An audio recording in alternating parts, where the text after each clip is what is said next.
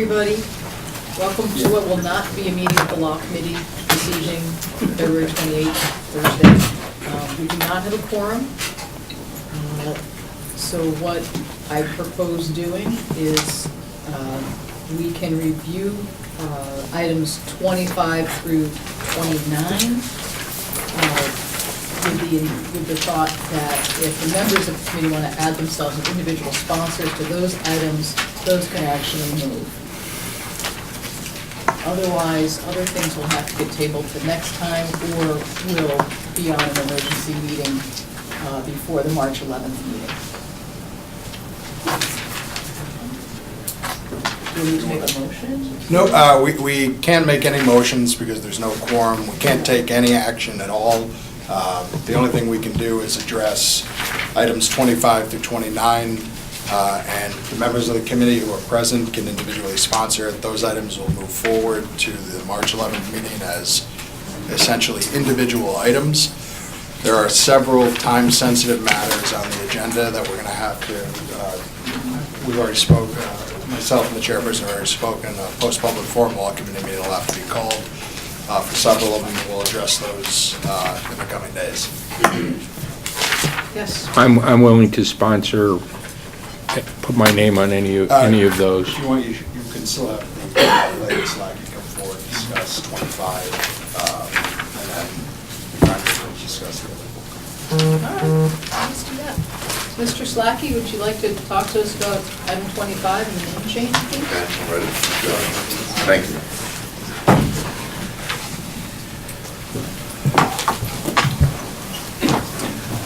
Hello, thank you for allowing me to speak on behalf of the nursing home and our name change.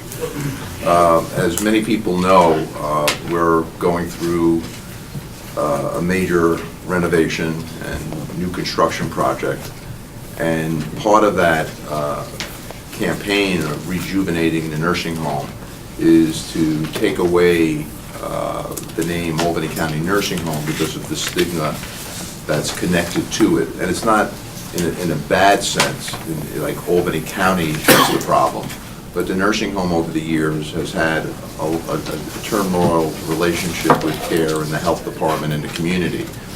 And as part of the revitalization of the nursing home and working with our media company, which we retained last year and approved by the legislature, one of the agendas, the number one agenda, was to change the name of the nursing home to give us a new start with the community. And the name that was chosen was Shaker Place Rehabilitation and Nursing Center. Shaker Place, we're in the Shaker area, and if anyone knows the nursing home, we had a wing that was named, when the nursing home was created, called Shaker Place.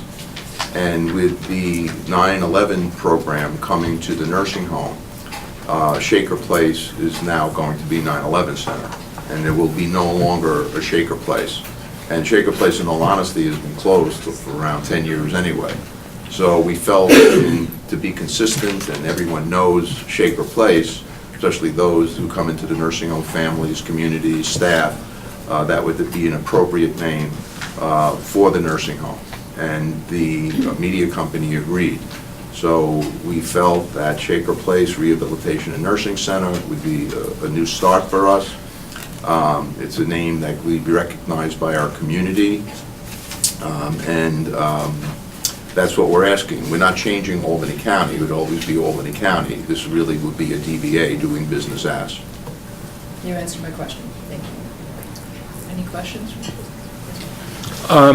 Are you going to go by the full name, or is that the formal name, or would you be known in the community as Shaker Place? I believe that the formal name will be Shaker Place Rehabilitation and Nursing Center, but we believe that people will begin to know us as Shaker Place. Just like the other facilities in our area, they all have in some way rehabilitation and nursing center, nursing rehab center, such as Theresian House. Yeah, that's what I was thinking, or Daughters of Sarah. Or Daughters of Sarah is Daughters of Sarah Nursing and Rehabilitation Center. Everyone says Daughters of Sarah, no one puts the other words to the end. So I hope and we believe that we'll be known as Shaker Place. Okay. And we're also looking at, because another part of this whole campaign will be gonna known as, you know, Shaker Place Rehabilitation Nursing Center, and most likely at 1 Heritage Lane versus Albany Shaker Road. The nursing home's not on Albany Shaker Road. It's on Heritage Lane, and we feel it'll be a nice marketing tool.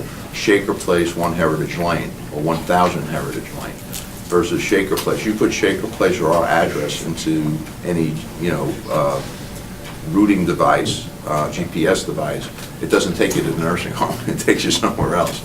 So we're working with 9/11 services, who are responsible for these address changes with the post office, to hopefully combine this new name with our new address, and that would be our media campaign. So I like this, by the way, I think it's a good message, and I think I understand the motivations, and I think you guys did a good thing. Just a question, is part of the rebranding an attempt to perhaps capture some new kind of short-term rehab stay business that you're not getting? You know, is there a little bit of the marketing angle to try to rebrand so you're able to possibly go after different kinds of skilled nursing, shorter-term stays or whatnot? The answer would be yes. I mean, that's one of the reasons why we went back and forth. That's why we put rehabilitation and nursing center versus nursing and rehabilitation center. We want rehabilitation to be in the forefront, you know, Shaker Place rehabilitation, because we believe that the setup of our nursing home and how we're constructing the internal part in our rehab department will be extremely conducive to short-term rehabilitative clients, because we're going to have 130 private rooms. And one of the requirements almost today, when you're a younger person and younger in the low 60s or early 70s, and you break a hip or you need rehab, you want to be in a room that has privacy and get your rehab and go back home. We're going to have 130 such rooms in this nursing home. So clearly, we're going to market the nursing home with heavy rehab. And we have one of the best rehabs department right now, I think, in Albany. They're all our Great. staff, everyone works for and lives in Albany County, so it's a good thing. It's great. I look forward to a few years from now when you come back and tell us how you successfully have grown that side of the business. Yeah, thank you. I was just going to ask a follow-up. From a revenue point of view, how much is the short-term rehab, not in dollars, but in the percentage of the pie today? Well, the reimbursement's going to change October 1st. They're going to a new reimbursement system, so we're all learning it, and the health department locally, meaning New York State Department of Health and the feds, really haven't drilled down on how they're going to actually implement this program that's being mandated by the feds. But to give you a little bit of an understanding of the current system of case mix, if you have a heavy rehab resident, because they're going away from minutes, by the way, that's the biggest change, rehab minutes. If you have a Medicare patient resident who is heavy rehab, you could get $460, $560 a day, somewhere in the neighborhood at our nursing home. What we normally average probably around $460 for heavy rehab. Our Medicaid rate is around $230, to show you the difference. But what kind of volume do you do now in terms of We have rehab? approximately 40 residents as we speak today on rehab, between occupational and physical therapy. We have around 40 residents on that program. And what is sort of an average length of stay for them? Well, Medicare's 100 days maximum. Okay. 20 that are without co-insurance, 21st day to 100th day with co-insurance. The goal is to get most rehabs out within 30 to 45 days. Under this new system of reimbursement, which we already know, if residents stay past a 30-day period, the reimbursement starts to drop. That's the new, to motivate people to get nursing homes to send residents back to the community. So they may come in at heavy rehab, but after the first 30 days, that dollar amount, no matter what the minutes are for that care being provided, begin to drop off. And by the 100th day, it continues to drop. So it is a true motivation of nursing homes, almost like DRGs in hospitals, to discharge as soon as possible back to the community. Are we all comfortable being added on to this? Yeah. Okay. Thank you, Mr. Saki. Okay, thank you very much. Karen Ziegler, would you like to come talk to us? Thank you so much. Good evening. How are you? Thank you. Thank you.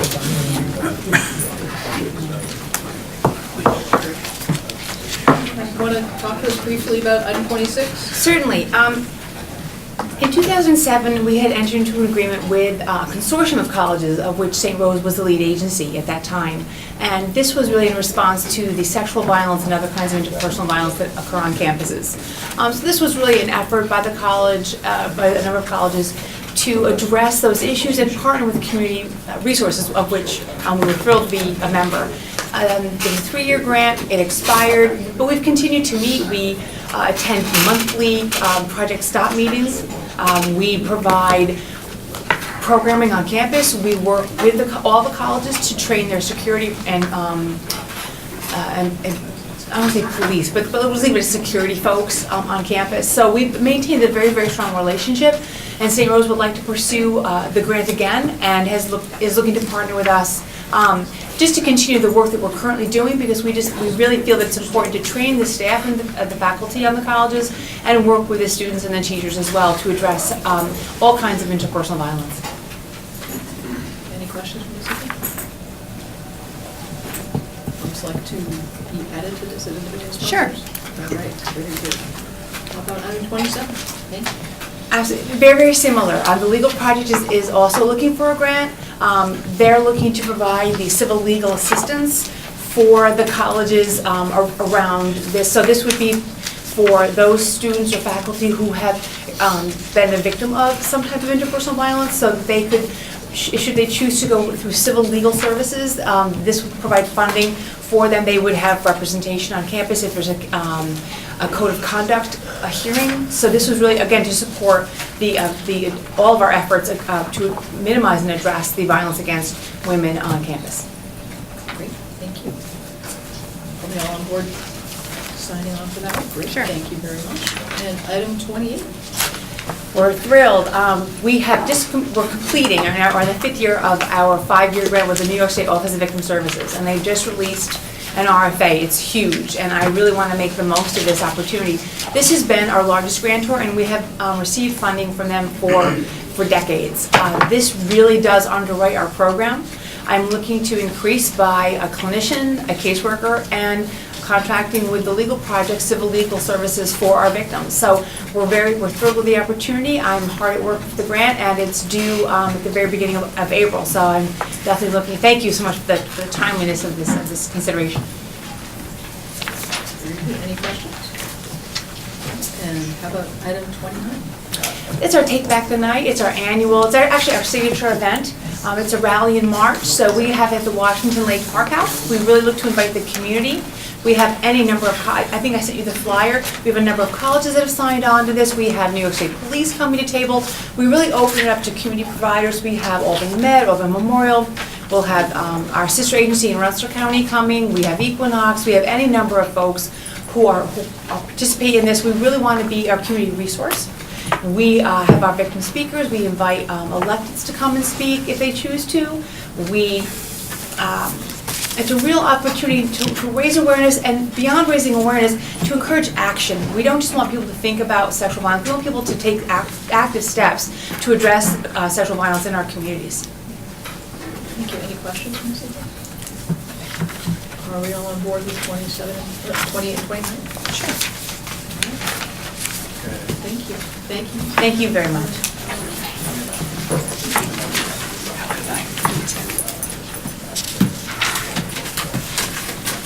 Okay.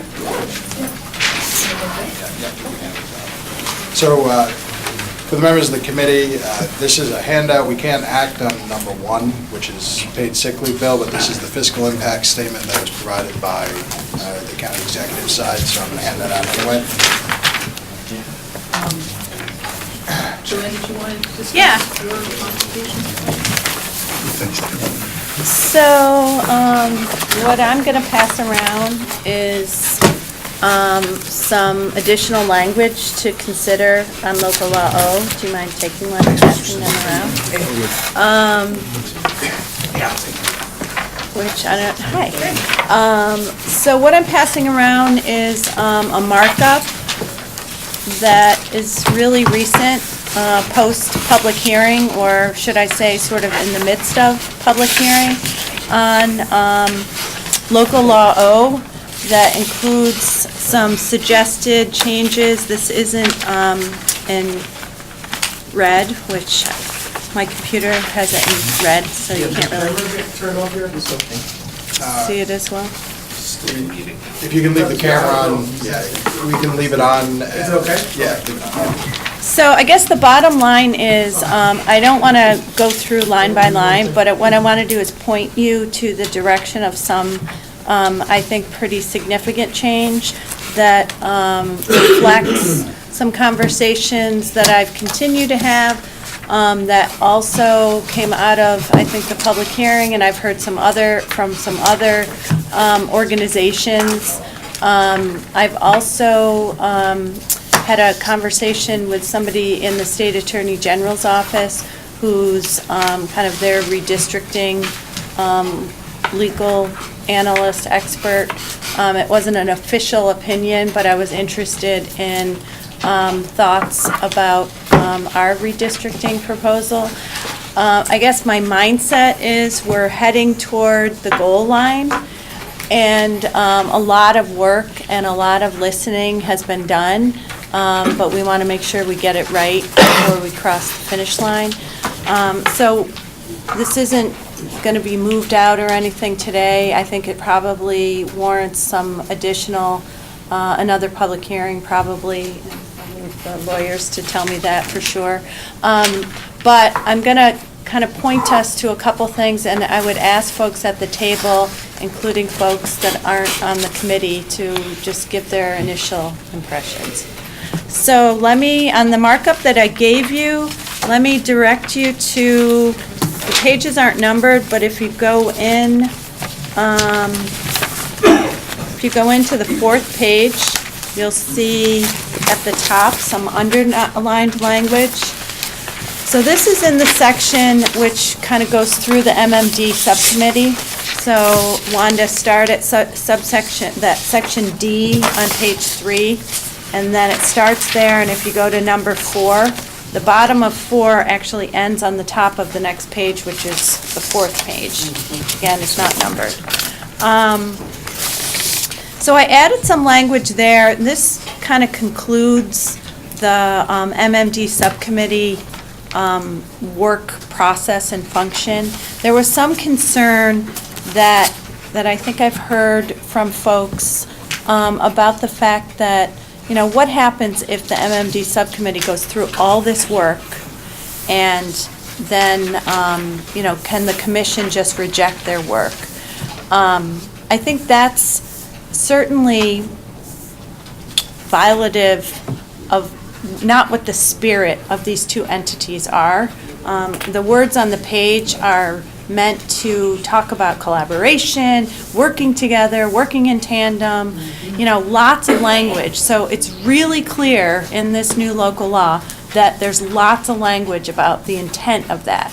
But, you know, in 40 years from now, hopefully this survives 40 years, is somebody going to kind of miss out on the spirit of that? And what if they just wholesale reject the work of the MMD subcommittee? So I added to what I would consider some pretty strong language reflecting that is in that number 4. So at the end, I added a sentence, should the commission elect to exclude, add to, or modify recommendations of the MMD subcommittee's report and work product, it shall provide a detailed justification and rationale regarding its decision.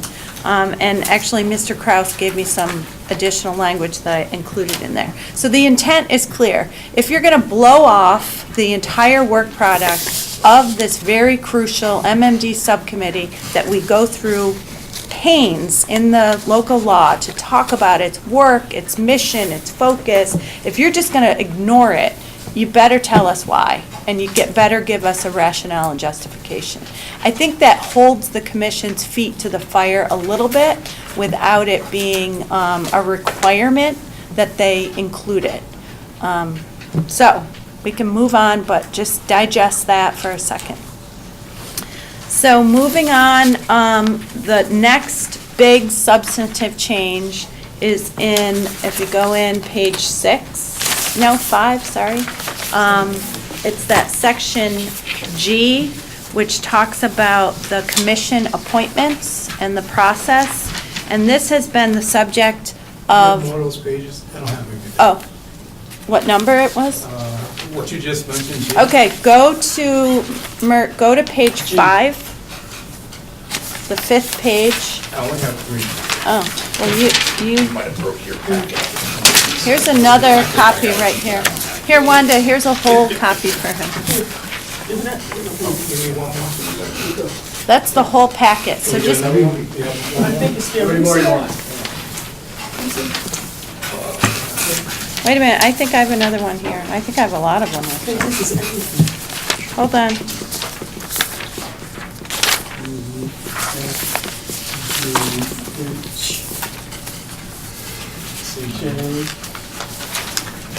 I have another packet here. Who needs one?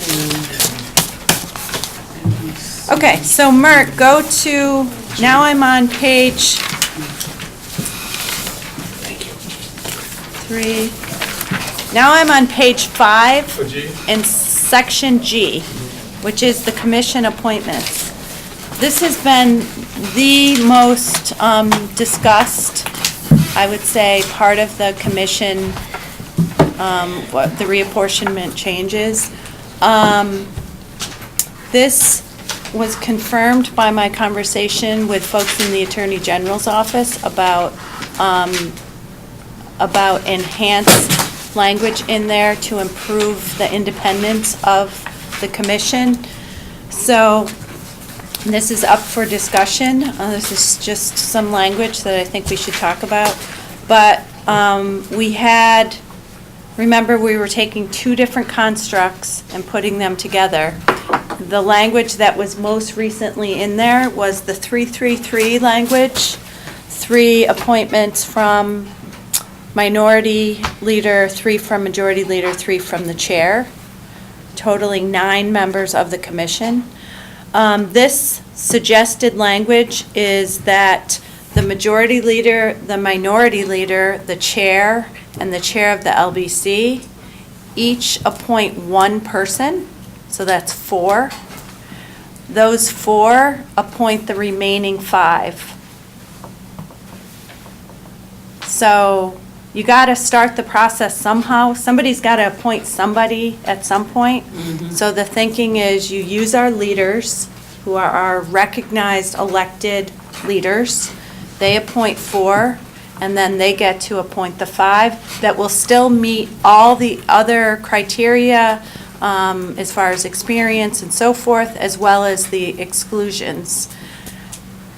Of that group of 9, the group of 5, so in other words, the non-political appointee ones, the 5 elect the leader, or the leader is elected from among the 5. You mean among the 9? Well, it's among the 9 elects the leader, but the leader can only be one of the 5. One of the independent members. One of the independent, in quotes, members, I would say.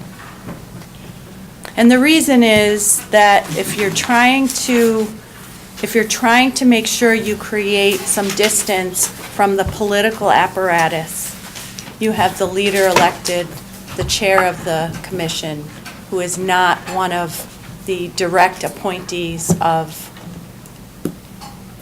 where's Andrew? I'll pick on him. Andrew Joyce or whomever. Can we just, Yeah. when they're selected, would it be, it has to be unanimous or both? Before they select 5, how do they? No. They're still selecting and voting, I mean, it doesn't say this, but a majority vote of the 9, but the only 5 that can be eligible to serve as the leader are one of the 5. Yeah, no, but I mean, you select the 4, Yeah, and then how do they, if they can't agree or to the How did other those 5? 4 select the 5? 5. That's what you're asking. Yes. it does, I think if we're gonna do this construct, it has to be unanimous, because I'll speak for the Republicans at this point in time, because Peter isn't here. Or, I think I'm speaking for him. We've gone from 3, 3, and 3, where at least, I mean, it was 2 to 1, you know? And now we're 1 out of 9, and, you know, that's, so whatever, what, Don't forget the chair. no, there'd be 9 members of the commission, and we would have 1 appointment. So if our 1 appointment at least would have equal weight in suggesting who the other 5 are, so we don't end up with people that are, you know, if the other 3 all vote 3 to 1 to say, these are our other 5, we have no role in the selection of the others. So I think you have to make sure that the other 5 become a consensus, that if you're gonna go with a construct like this, so that each member has the ability to have some, you know, some weight at the table for I get the other that. 5 members. I get what you're saying. Peter, by the way, didn't raise that. His comment was questioning the chair of the LBC making the appointment, because the MMD subcommittee is sort of all controlled by recommendations from, I mean, it's a subcommittee. But then his other comment was 2, 2, having. and 2, 2, 2, and 2. and then selecting 3. And then they select the 3. I mean, and I know that was what Peter said, and that certainly, you know, from our point of view, is a good position. We're still, you know, we would have 2 people out of 9. But under this construct, we potentially have 1 out of 9, if there is not the ability to have a meaningful say in the Right. other 5. Okay. Before I ask kind of what others think, I guess I maybe, I don't know, I don't think of it as we get 1 out of 5 Yeah. and we get 2. I know you're coming at that and I appreciate it. Yeah. Well- But I don't think of it like that. I think that the 4 leaders who are making those recommendations or appointments, you know, are thinking about all the criteria that we outline in the proposal, which is, you know, expertise and knowledge and, you know, interest and, you know, all that stuff. So I don't think of them like, oh, I'm picking my person who's gonna do my bidding, and maybe that's just my naivete. And just to your point too, and to Joanne's. The last time we voted on this, the people, you know, who we are looking to make a part of this, it's not gonna be about, I'm gonna tell you this, party. Let me understand. finish, and let me tell you why I'm saying that. The people who came down and voted, who came down and commented, came down based upon communities of interest. They didn't come down with a party interest. They came down, when the people came from the rural part of Albany County, there was no talk of Republican or Democrat. It was a talk about, you know, does so-and-so know about when the growing of my crops, when the best time to grow. That's what it was about. And I'll keep going. When they split Orange Street down the middle, now we know Orange Street is not Republican, period. okay? But that was the conversation. Didn't have anything to do with Democrats. What it had to do with, again, was community of interest. And I understand that you're looking at it from that perspective, but when it comes to the census, and when people who actually know, if we're to, what we have outlined as requirements for people to even become a part of the commission or even the subcommittee, it has to be people who actually understand what the census process is about, which even goes down to that question of, of citizenship, which we know, but it has nothing to do with politics. It has to do with community of interest. So I'm only saying that to you Okay. to I appreciate to kind of that. relieve you of the people, the type of members that we're actually looking for. So, because in order to make this work, that's the only way it is gonna work, is that there are people there who really understand what redistricting is all about, who understand the ramifications of what happens when this is not done the right way. And that they then become responsible for looking after the interests of the people themselves, okay? And so it is going to be critical, whoever, anybody puts on there, that it is not done by party lines. I couldn't agree. I just wanted to say that. I couldn't agree with you more. But in the last time you did this, my district is the poster child for political redistricting, okay? I've got 4 EDs over here, and then I go down the yellow line of Wolf Road and have another 2 EDs in another community, and that was done for a reason. It was not done because they were communities of interest, et cetera. So candidly, there also needs to be some oversight to make sure that those things don't happen. So now, I know what happened the last time, because I have members of the LBC who voted with the lines that were found to be illegal, right? Okay, so now, I mean, again, for the interest, if the spirit of, and the intent of this is followed, okay? What I'm telling you is that the people that are selected will have to be based upon the requirements that have actually been laid out, which I think are really pretty good.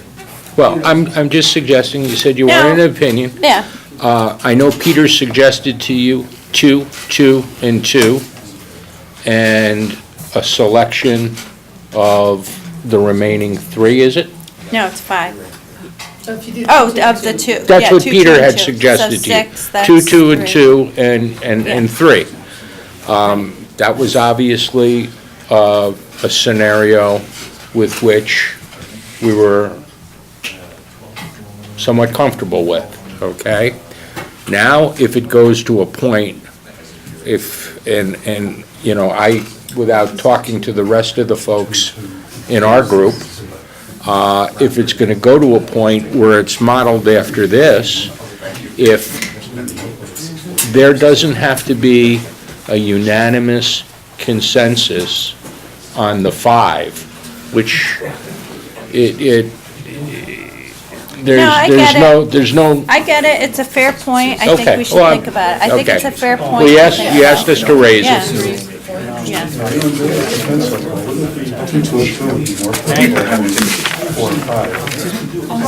Well, but there's a balance. There'd be, Can I just ask, because I want to make sure that everyone's voices are Yeah, heard who are absolutely. here. We have Frank here, and I'd love your impression, as well as Mert and Dave, you guys, you're good. Do you have any, yeah, If you really want it independent, let's all get up and leave to hire somebody, because our fingers are on it now. well, the fingers are on it unless we decide that the commission report, we create this commission and they do their thing and it never comes back to the legislature. They enact it and it is, which I have sensed that that is not a palatable thing at all for the legislature. But As a that, matter of law, I don't think that's practical. and probably, you know, has other issues, practicality being one of them, so. I mean, whatever you define as independent, litigation is not gonna come from that independent body, not just because of fiscal limitations, but as a question of law, we can't abrogate our responsibilities, so that's the bottom line. Just to clarify, Mr. Right. Simpson's absolutely correct about that. The legislature, whether you look at constitutional provisions, despite what other counties may have done, you as legislators have a responsibility to voters who put you in a position that cannot be abrogated through an independently appointed commission. Well, I mean. It's a responsibility to the voter issue and transparency to the voter issue. If the voter doesn't like the districts drawn, they need to be able to come back to the people they put in office to hold accountable, not a Okay. independent committee which they cannot hold accountable. No, I mean, I don't want to argue that point because that's not my preference, but I guess I would say that if you go that route, like I think Ulster County or couple other counties have gone that route, they're not abdicating. You can argue that they are not abdicating their responsibility. They are creating a construct that creates a commission that they are giving their responsibility to that. They're not abdicating it, it's by design. So, I mean, I think that's an arguable point of whether or not, they're washing their hands of it, or by design, they create it as such because they want it to be truly independent. And I think that's the rub. I'm not suggesting we go that route, so I don't want to get bogged down there, because I don't think that our legislature would want to go that route. I've been in enough meetings with all you guys to know that.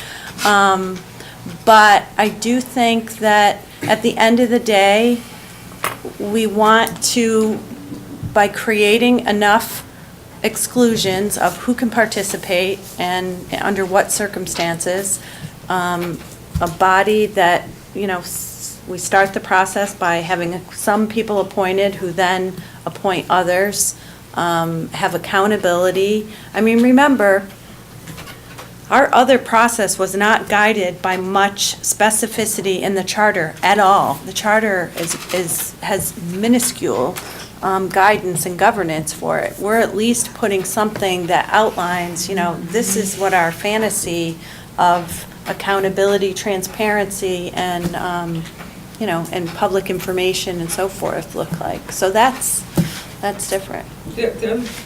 Did you have something? No, else? I'll come back. The other thing that I want to say too is that this last redistricting, Frank knows. He was there. Wait a minute. I just got to get that in. I was there and I went down, if you remember. That's, to oh, try and I was settle. getting ready to bring that And the up. federal court agreed, and then a politician put their fingers on it and turned it around again. So I just feel that, yes, She's down in exactly. federal court again today, right? Is she down in federal court again today? No, I'm not saying anything. No. I don't know about- No, but the point is, this right here is so far removed from what it was like. You have no idea. So this is an improvement. No, This could be an improvement, but we're still gonna be in federal court. I can almost assure you that. No matter how perfect you think you have it, federal court plays a role in it. But at least- Kevin said something to me about what happens, you said something about a three-strike rule, but could you elaborate on that? I think it might be better to have the whole committee here, and I'd be willing to go. But at into least that. mention it so people get Sure. a sense of. There are some, and I would have to look pretty deeply into the exact language of the Department of Justice regulations, but there are some negative consequences that could potentially happen if we were to be sued again and lose again, including potentially the Department of Justice taking a much heavier hand in redistricting processes in the future. So it's to our benefit to debate this as thoroughly as necessary to prevent that from happening. So Joanne has a tremendous amount of effort in this. Is there any further steps we can take to troubleshoot it before? Yeah, I am taking a couple other steps. One, I mentioned, the Attorney General's office has been incredibly helpful. I will say, Or US? no, the State Attorney General's office, who's kind of looking at it from the governance standpoint of the state of New York. So that is just a beginning conversation, but I will say that their initial read, and I shared these edits, they've seen, a couple versions now. Their initial read is not at all that we're on the wrong track. Their initial read is you're doing it right. There are things you can do to further improve it from a protection standpoint. But it's certainly not, you're on the wrong track. This is something that, I would advise you're going to get sued, it's going to be screwed up. I mean, look, anything can be screwed. Anybody can sue and anybody can screw it up. But we're trying to create a process that at least It's defensible. is defensible, Because exactly. Has merit. So that's one, and then the other is the Attorney General's office actually put me in contact with an additional resource who's reviewing it. Who was that? I don't have his name, but he's He's an attorney. My issue with this, with hammering this, just like, it's the blacksmith has it and honing it, Right. until it's paper thin, okay? As long as you keep sifting this out to people, there's always going to be, oh, you can do this, oh, you can do that, okay? Yes, we've been sued 3 times. Haven't experienced it. 2000, yeah. Right. Haven't Your name's experienced on it, there. right. The difference here is tremendous. I see a conscious effort being made for a more inclusionary process as far as the people are concerned, ensuring that even the hearings that will take place would now be spread out so that it covers more of an area where you have more people in the communities involved. But not only that, the other thing, my opinion, is because Albany County is so diverse, okay? In 2030, I believe those categories that you see as far as race, I think they're gonna change. Because America is browning. It's not gonna be so white. It's not gonna be so black. It's going to be all these different people, this melting pot that we have taken credit for all of these years, okay? That's what you're going to see. I mean, we may as well face it. So, but right now, what I do see, I see an opportunity to include those other people in this process. They'll become someone that'll be part of the 5, or part of, how many did we get? Whatever the number was, which we know we have to include because Hispanic and blacks, contrary to the opinion of the last time, they are, they do commingle, okay? And so I think, to me, the experience I have had compared to what I believe this is trying to accomplish, and I see it, I know this is much better. That's why I asked who. And I got one more question. The Attorney General's office. Does this go to the state or does it go straight to, I didn't think so. Okay. No. I didn't think so. No, they're more just, and they were clear that they're not giving an official opinion. This is just, kind of a resource, and we can take it or leave it. But I kind of wanted to know, from their standpoint, is this right track or wrong track? I mean, we've done a lot of work, and this has changed a lot, and I think we've gotten closer. And I'm not interested in the paper thin thing, and you've heard me say, we're getting to pencils down, and we're gonna move, and it's Yeah. gonna be soon. But I don't think that we I think we have a chance to make some refinements at this point that we're not going to belabor and move at some point. Before we close, can I just ask, does anybody have Paul's suggestion of the 5 being chosen as unanimous by the 4? Is that something that people have a reaction to, that is a no-go for whatever reason? So you have the 4 people, and they choose the 5. The question is it a majority vote to get the 5? In other words, they've got 40 resumes in front of them. They spend a whole Saturday going through those resumes. Who do we want to interview? They interview 10 of them, and do they have to pick the final 5 who serve with them as co-commissioners unanimously, the 4 of them? I don't think so. I think it's a tough ask. And I- you know? Well, what that does is it forges a consensus. It forges some balance. But you could have a pain in the ass on there that could go for months. I mean, you could Yeah. have, you know, Well, hundreds you of know, people. You're, once again, and I have to look at this, everybody has a community of interest. So we have 10 members, okay? And we have the same vote as the chairman of the Black Caucus, who has 5 members. So in terms of one man, one vote, we're actually less represented. So, no, absolutely. We have. Except in 25 years when they have 30 members. Excuse me? Excuse me? Let's look at it that we have 29 and you have 10.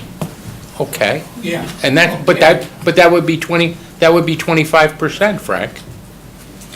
That would be 25%. Okay. I'm just suggesting, it's gone from 3, 3, and 3, to then 2, 2, and 2, and now it's down, under your scenario, to 1. I guess I don't see it like that. I see it Okay. Well, as it's hard, four- it's hard not to. 4 commissioners appointed by political leaders, who then pick independent 5 co-commissioners based on the pile of resumes they have. They're not going to be labeled as a Democrat or Republican. You know, They're this is gonna the be first, labeled as I've seen this for an hour, you asked for No, an no, impression, I'm and just giving you Trying to my- be candid, that's all. I Yeah. think we'll still have a lot more conversations. Yeah, I would hope so. Be nice. So these are just some ideas, but I think that we'll have a real law committee meeting where we can kind of go through them. But I think I'd like to circulate this so people see some different ideas. Maybe we can wait till I do some other fine tunes or look through. I did put the lobbyist exclusion back in there, Paul. So, for what it's worth. Thank you, everybody. Are we Thanks. good on that? Housekeeping matter, I don't know if we can do, it doesn't require a vote. My resolution number 19, having to do with styrofoam and the waiver, I'd like to withdraw that at this point in time, because the county executive office gave us some answers on how vendors could deal with that, and the waiver provisions are now out there. And those were my 2 major concerns, so please withdraw that. Thank you, Paul. Yeah. One last thing to put on the page. Exactly. Thanks, everybody. All right.